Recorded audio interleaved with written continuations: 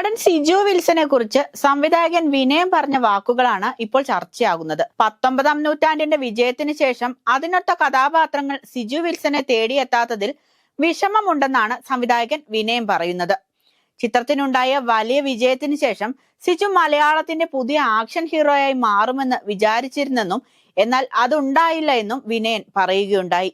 Siju Wilson നായകനാകുന്ന പുതിയ ചിത്രം ഡോസിന്റെ ലോഞ്ച് വേദിയിൽ സംസാരിക്കുമ്പോഴാണ് അദ്ദേഹം ഇക്കാര്യമൊക്കെ പറഞ്ഞത്. ഒരുപാട് പുതിയ ആളുകളെ ഞാൻ കൊണ്ടുവന്നിട്ടുണ്ട്. അന്ന് ആറാട്ടുപുഴ വേലായുധ പണിക്കർ എന്ന കഥാപാത്രത്തിനായി സിജു നടത്തിയൊരു ട്രാൻസ്ഫർമേഷൻ വേറൊരു നായകനും നടത്തിയിട്ടില്ലെന്നും വിനയൻ പറഞ്ഞു.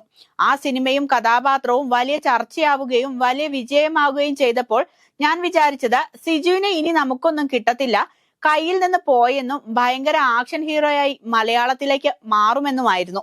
എന്തുകൊണ്ടോ അതുണ്ടായില്ല, അതാണ് സിനിമ എന്നും വിനയൻ പറഞ്ഞു.